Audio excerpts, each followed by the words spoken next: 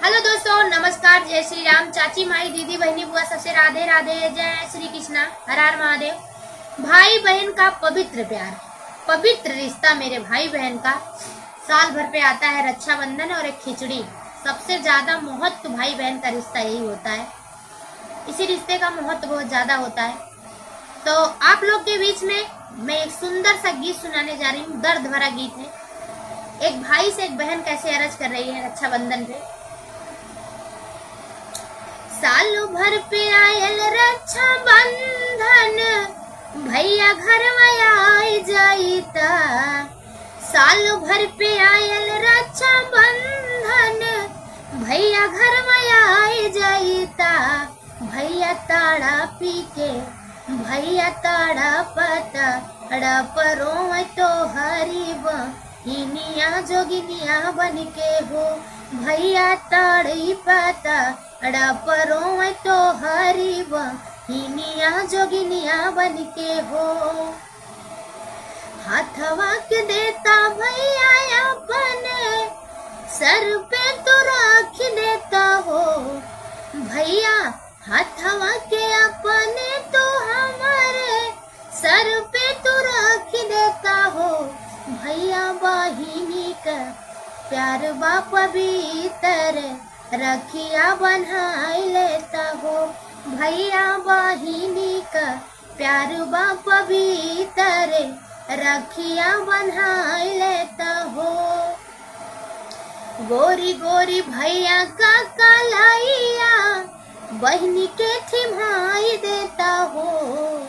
गोरी गोरी भैया का कलाइया, बहनी के थिमाई देता हो। भैया रे समा का डोर ना समझी आई, बहिनी का प्यार बाटे हो। भैया रे समा का डोर ना समझी आई, बहिनी का प्यार बाटे हो। बहिनी का प्यार भैया जिंदगी तोहार भैया, बहिनी का प्यार भैया जिंदगी तोहार भैया, अमर रहे हो। भैया भादमई में, भैया भादमई में करिला पूजा नामा की, भैया मोरया मार रहे हो। भैया भादमई में करिला पूजा नामा की, भैया मोरया मार रहे हो। माई देव थाने गईली, बाबू देवा थाने गईली हो।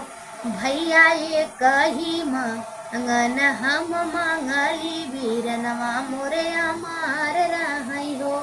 भैया ये कही मांगन हम मांगली की, वीरना मोरे मार रही हो। साल भर पे आयल रक्षा बंधन, भैया घर में आए जाईता। साल भर पे आयल रक्षा बंधन, भैया घर में आए जाईता।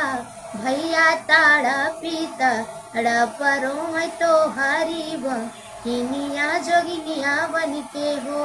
भैया ताड़ी पाता परो तो हरीब हिनी जो गिनिया बन के हो। तो दोस्तों, मेरी गीत कैसी लगी कमेंट बॉक्स में जरूर बताना, अपनी राय जरूर लिखना।